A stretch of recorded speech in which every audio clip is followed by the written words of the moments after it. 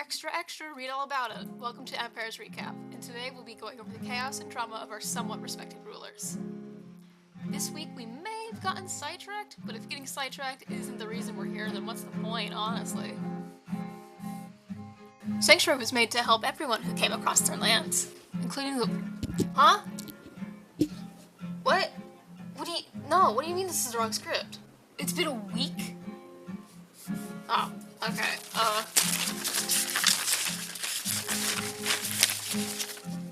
let me get the right script then. Oh, okay, here we go.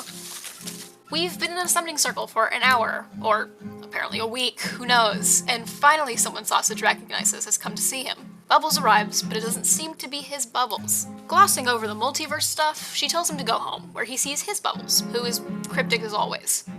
I guess all-knowing dogs are a regular occurrence for her. The present Flip gave him currently sits in a house.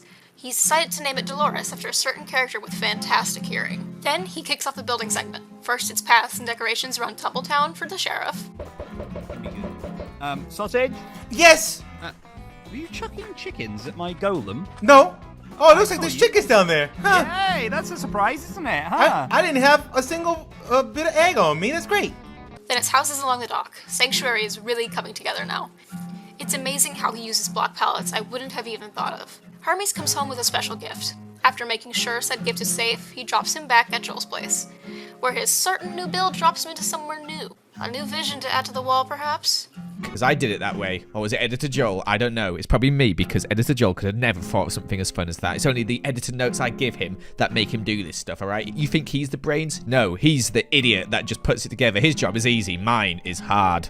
I'm sure our editors have some beef with that comment. Last week, Joel built a temple to a farming god, whose name was revealed this week to be Pearl. Wait, no, it's Peril? Our local god says he doesn't want to step on anyone's toes, lore-wise, thus the name. Sounds like he's avoiding that copyright lawsuit nicely. Peril needs a finished temple, and so Joel gets to work creating hanging crop fields, corner crop fields, and finally the statue itself. Once he's finished with that, he explains he needs to have a new nether portal, one that links to the roof. Thus, the creation of the Eye of Stratos. Once it's done, he needs to take what he's learned from Scar to Hawkeye Creeper before he lights it, and then remove the fountain to make way for some floating steps. He then wants to make the nether side of the eye just as nice, but needs terracotta, leading to him going to Jimmy's and getting annoyed at the warden posted near the portal. Thus, he releases it. The reasonable solution, I guess. Oh no! It's going for Norman! Wait, Norman? The horses? Deputy Norman! Oh no. He finally decorates the portal after deciding it's Jimmy's problem now. However, he has one more dilemma. Hermes came back near the beginning with a gift of essence, which turned a mason into a rabbit. What's he going to bring Sausage next time Hermes is returned? Tumbletown has been steadily growing since last time we visited, but the sheriff needs to get a move on if they ever want to have that railway completed. Sausage had come over in a live stream to bring some decorations to the place to make it seem more of a town and less of a shamble. He built some paths linking Tumbletown together that Jimmy tried to replicate down to the villagers, who now sell mending and unbreaking. There's also a new resident in Tumbletown, a cat that looks after the graveyard. This place is feeling more alive by the day. It's been a good week for the law, as Catherine came to Tumbletown to seek help in dealing with a rather persistent stalker of hers. He yards off with proof of Joey's wrongdoings and arrives with no time for pleasantries. Well, a little time for pleasantries, given they haven't actually met before. Not the best first impression if you ask me. Regardless, Joey agrees to take part in the law that's going on, but I think he kind of misunderstands the purpose of it. I'm not sure that was on anyone's bingo card. Catherine gets a promotion to deputy for the day, and Jimmy now has other matters to focus his attention on. The claw from last week turns out to be the work of the mayor of Animalia. The disrespect is high, and she's breaking law number 1. Do not disrespect the sheriff. Arriving in Animalia, he is somewhat astounded by the foxes walking around on 2 legs, but that doesn't stop him from exploring the place and finding even more evidence that she was the creator of the claw. To make sure he gets the message across, he names several foxes in the village respect the sheriff. We'll see if she notices or not. On the way back, he makes sure to stop at the toy barn to shut it down. The court case was settled, but of course there is no true recompense from the god Joel. Where's where's this so-called sheriff when you actually need him? Joey is upset. Once again, someone has been rifling through his chest room and leaving moss and leaves everywhere. He'll take the gift, but this is absurd. With that mess dealt with, it's time to work on the town square and finally build himself a proper house. He actually builds two, though the first is mostly covering the hole to his sugarcane farms. The buildings are inspired by Disney's version of Tortuga, a colorful shantytown. I'm not in the mood to decorate right now, so we'll get to that later in the episode. Yeah, you're not getting to that today, sir. The sheriff finally appears, and after some light flirting and confusing words like arrest and law book, Joey hears that Catherine is in Tumbletown and he rushes to defend her. Thankfully, he arrives in time. Catherine asks him to go along with this whole jail thing, and Joey figures it out. She wants to add Jimmy to the relationship, and this is roleplay. Officer! Oh no! Whatever will I do? No. I'm not going in there with him. Go. I can't. Here, I'm waiting in the bed. Joey, stop. Jimmy, I think I was wrong about She punishment. is a pirate. Maybe this Wow. isn't a good idea. She's a I rough kind of pirate. have maybe a better idea. I like rough pirates. Jimmy, Explain it. Explain the plan. So You- all you three of said us are so. dating now? No, What? No, right. Joey, You? no. For being a pirate, Joey responds pretty well to tones of authority, or maybe that's just when his pirate princess orders him around. After that stage is over, Catherine says she's not happy with all the stolen items Joey left in her castle. Pirate princesses prize diamonds over anything else. Joey dutifully cleans up the mess of treasure he left and reluctantly follows her back to each of the empires to return the gifts. The emperors can give them back at the wedding. First is Animalia, and Joey's attempt to ransom the amethyst back for diamonds falls short, but at least he can still speak his mind. Joey, do you have something to say? I love you. No, not to me. To Lizzy, what do you have to say? Come on. I love her? The Sweetberry Road is far more dangerous than the ocean, but Joey protects Catherine as they reach Gobland.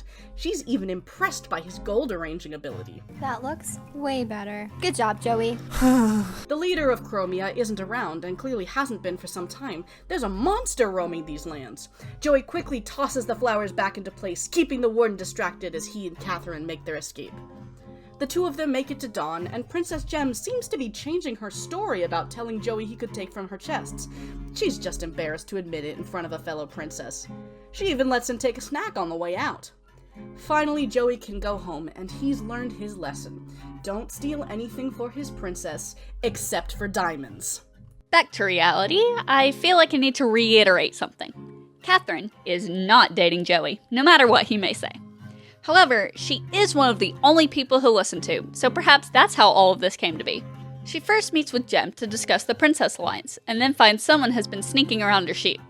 However, it looks like they left some diamonds, so she'll let it slide for now. Then, she sees the gift.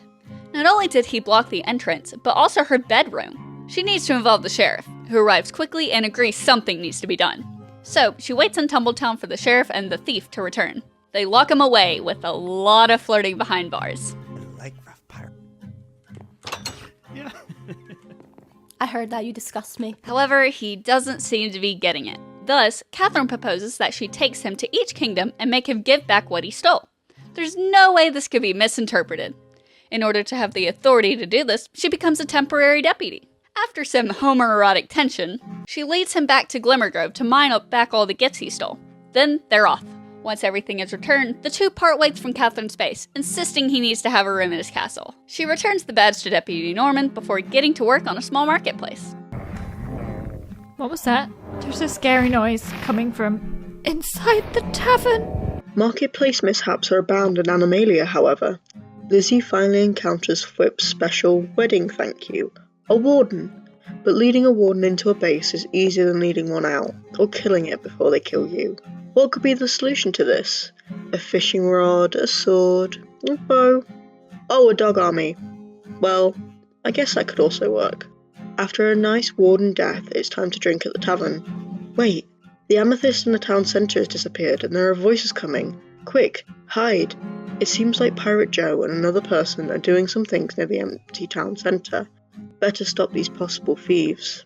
After some talking, it's concluded that Pirate Joe had stolen the centrepiece, and that Princess Catherine had made him give it back. Wait, did she say officer of the law? Well, there's no lawbreakers in Animalia, and certainly no necromancy users. Lizzy definitely did not lead a zombie into a village to have a better deal. She didn't struggle many times and suffer from iron golems murdering her only zombie. She also didn't play zombie villager doctor, and she definitely didn't spread skulk in her attic. Her villagers have always had a better deal, and she's always had all these emeralds. Now why would you think otherwise? That's entirely ominous, and it doesn't help that Force has already been threatened this week. Force Symmetry certainly has a grindy episode. After brainstorming names for her empire and receiving a death threat from the north, she decides to get cracking on a base. Ignoring your problems has always worked out. She builds a labyrinth of paths in and around her mountain. It has a stellar view out the mountain and wraps around to potential builds. It also leads up to her blimp. She also decides to clear the trees out from her main island and starts laying out paths. Force discovers Scott's base is very close to her and plans to ask him if he needs the space around and about his enchanting area. After that, she flies through the nether to the sheriff's base for terracotta, before discovering he trades diamonds instead of iron. She settles for giving him half a stack of iron blocks for each stack of terracotta. Then she builds a fantastic hot air balloon, stating she would like to use this color palette for her future builds. We're all looking forward to her city plans. Continuing last week's retroactive city planning, Pixlriffs is rerouting the roads to make things look more intentionally designed by dividing the area into districts. Since most cities would have their farms on the outskirts, he plans the fields ringing the city to have overgrown in the centuries of neglect since its fall. He turns the natural ravine behind the gatehouse into the frameworks of buildings. Even if the sightlines are restricted, there can be something a little nicer to look at when you first enter the capital. Pix has an epiphany, about the underlying logic of the capital's construction. It was built in a golden age of trade and knowledge, and how better to memorialize a golden age than with the golden ratio?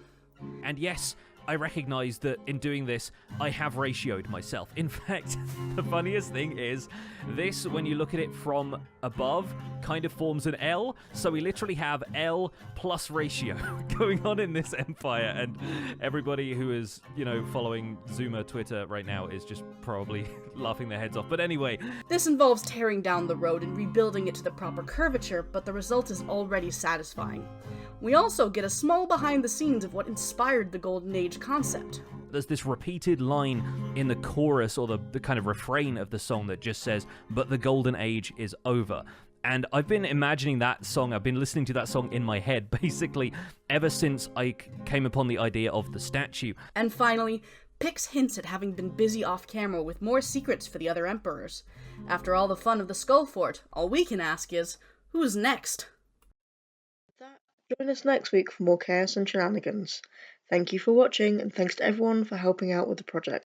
Check them all out below.